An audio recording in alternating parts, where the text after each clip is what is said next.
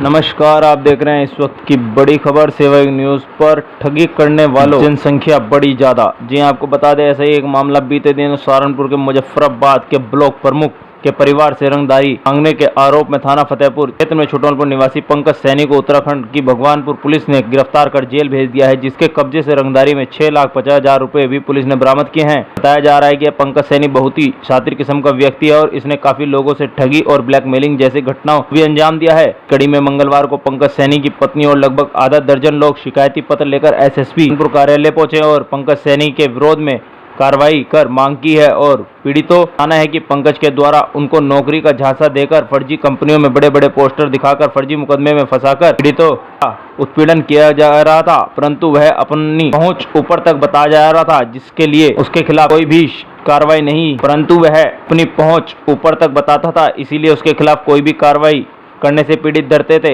वहीं अब जब उसे गिरफ्तार कर जेल भेज दिया है तो पीड़ितों ने हिम्मत के सामने आकर उसे कठोर से कठोर कार्रवाई की मांग की है। देखते रहिए सेवा युग पे ब्रेकिंग न्यूज निशांत गुप्ता के साथ। मैं उनकी क्या बोलूँ, अभी तो कुछ भी नहीं हूँ, लेकिन उससे मेरी शादी हुई थी जो कि पूरी तरीके से फ्रॉड था। उसने घर जो दिखाया था वो भी गलत था और एक कंपनी दिखाई थी कि हमें ऑनलाइन कंपनी है, उसमें हम वो ऑनलाइन हमारी कंपनी है, मतलब वर्चुअल कंपनी है, कंपनी जो है वो सारा वर्क करती है और ये हमारा ऑफिस है। उसमें मुझे एज अ CEO उन्होंने अपॉइंट किया था।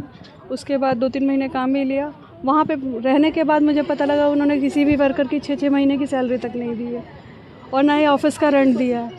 उसके बाद सॉरी उसके बताया गया है आपको भी रंगदारी के मामले में फंसाकर पहले आप जेल भिजवाया, उसके बाद में सहानुभूति के जरिए आपसे शादी की। ये बात बिल्कुल सच है। उन्होंने सबसे पहले मुझे टारगेट किया और टारगेट करने के बाद मुझे एक झूठे केस में फंसाया गया।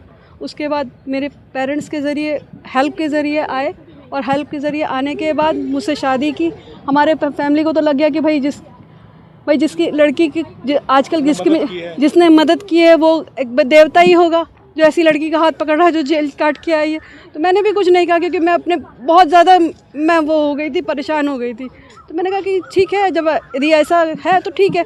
लेकिन बाद में पता लगा वो कमरे में बंद कर दे कुत्तों के साथ और काफ़ी चीज़ें उन्होंने बहुत ज़्यादा प्रताड़ित किया मुझे। ब्लॉक प्रमुख है, उनसे रंगदारी मांगी है, जेल गया है भगवानपुर जेल में जी। भगवानपुर थाने से आप क्या चाहते हैं, आप क्या मांग करते हैं? हम ये चाहते हैं उसको कड़ी से कड़ी सज़ा मिले। वो जैसी घटना उसने मेरे साथ करी है ना, वो जीवन में कभी मैं सोच भी ना सके। कुछ और साथी भी हैं, उनके नाम बता सकते हैं, क्या क्या नाम है? हाँ, भीम अरोरा, राजीव अरोरा जो है उनके साथ, और अंकुर आहूजा, सुमिता आहूजा और भी लोग हैं, कई लोग हैं जिनके नाम मुझे भी। पुलिस को कहेंगे जांच के लिए और जांच के बाद कार्रवाई हो।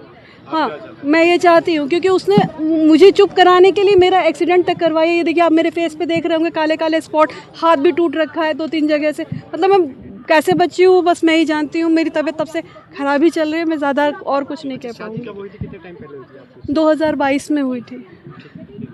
सरिता शाहजहाँपुर से।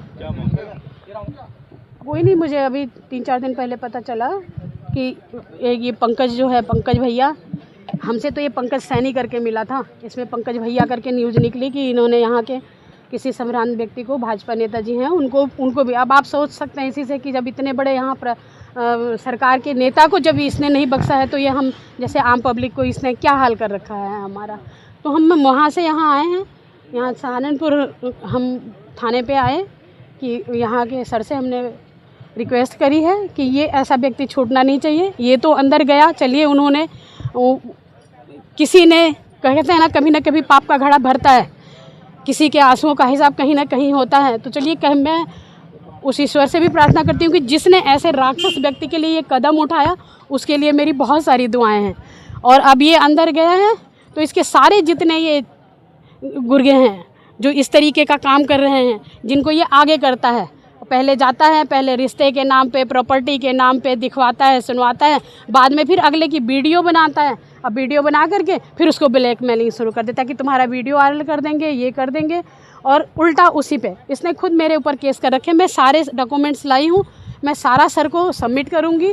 और बस यहाँ के सरकार से आप लोग, आपकी बेटी से जिसने शादी की थी उसे एक फर्जी कंपनी में CEO बनाया। फर्जी नहीं, अपनी ही कंपनी थी, उसकी अपनी ही कंपनी है त्रिवेणी टावर पे। ऑफिस में आज भी ताला लगा है। मेरे पास सारा है। वो इसने उस सुंदर से ऑफिस का दिया। जब मैं देखने आई तो उसमें 25-26 लड़के काम कर रहे थे। जब इसने सीओ बनाया तो जिस सारे बच्चे थे 5-5 महीने की इसने सैलरी नहीं थी। जैसे ही ये सीओ बनी सब रो रो के कहने लगे मैडम सर से मेरी 5 महीने की सैलरी नहीं मिली है, दे दीजिए। हम बाहर प्रदेश में रहते हैं, पढ़ते हैं, हमें रोटी को खाने को किराया देने को हम दुखी हैं, लेकिन ये हमें पैसे नहीं दे रहा है। तो इसने एक को नहीं, इसने यहाँ की जनता को तो लूटा है। धीरे धीरे इसका मन इतना बढ़ गया है कि ये बाहर बड़े बड़े हाथ करके देखिए। मैं तो कितने की ठगी अब तक की होगी लोगों से? अंदाज़ा नहीं है सर। मैं तो 150 लोग यहीं देख रही हूँ। अभी मैं जैसे ही आपके कैंपस में घुसी हूँ, कम से कम 100-150 लोग खड़े हैं अपनी फरियाद के लिए कि हमें हमारी प्रॉपर्टी कब्जा कर ली है, हमारा ये कब्जा कर लिया है, किसी की नौकरी छीन ली है, किसी को नौकरी देने के बहाने इसने तरह तरह के हैं। अब आप क्या चाहते हैं? नहीं, मैं तो न्याय चाहती हूँ। ये तो गया ही है। मैं इतनी दूर से इसीलिए आई हूँ कि ये तो गया ही है और इसको जम के इसकी तुड़ाई की जाए। इसने बहुतों को रुलाया है। ये त्राही करे जेल के अंदर, ये अपनी मौत की भीख मांगे। इसकी इतनी कुटाई होनी चाहिए। मैं खुला बोल रही हूँ।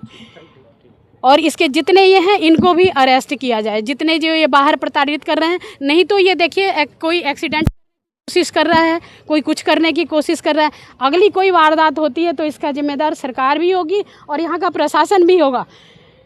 मैं निशा सैनी छुटमलपुर से। क्या मामला है पंकज के साथ में? पंकज जो एक पता जा रहा है फ्रॉड किया है, जी लोगों से जेल में भी है अभी फिलहाल। जी। क्या मामला है आपका? ये पंकज भैया है, इसने 9 साल पहले बनावा करा था जी मकान का। ये मेरे भाई है, इसके नाम बनावा है जी वो। और मकान पे हमारे पे केस डाल रखा है उसने कि मेरे से फ्रॉड में ऐसे ही ठग लिया और 17 लाख रुपए हमने दे रखे है जी उसे। बनावा का रखा है जी उसने, खाली नहीं करता।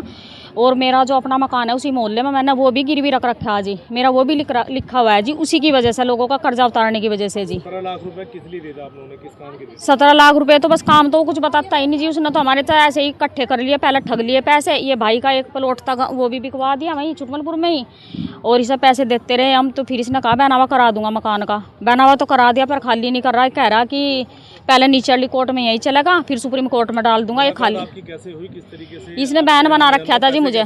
इसने बैन बना रखा था जी मुझे। वही मोहल्ले में राखी रुखी बंधवा था जी मेरे से ये, और दिन रात का आना जाना था जी। बैन बनाया था इसने मुझे। अच्छा, क्या चाहते हैं? अब तो मैं ये चाहती हूँ जी कि इंसाफ मिले मुझे, मकान खाली हो जाए जी। देखो वो तो वीरान में, हमारे तो छोटे छोटे बच्चे हैं दोनों बहन भाइयों के जी। और मैं घर में टिफिन विफिन बनाऊँ, और पति भी मेरे इतने तो पढ़े लिखे नहीं जी। देखो हम मकान वही है जी हमारे से 2 घर छोड़ के ही। हाँ जी। एसपी साहब से मिले हैं आप, क्या आश्वासन दिया उन्होंने? कह रहे जी कि मुकदमा लिखा जाएगा उसके खिलाफ और आप कार्रवाई होगी उसके खिलाफ। हाँ जी।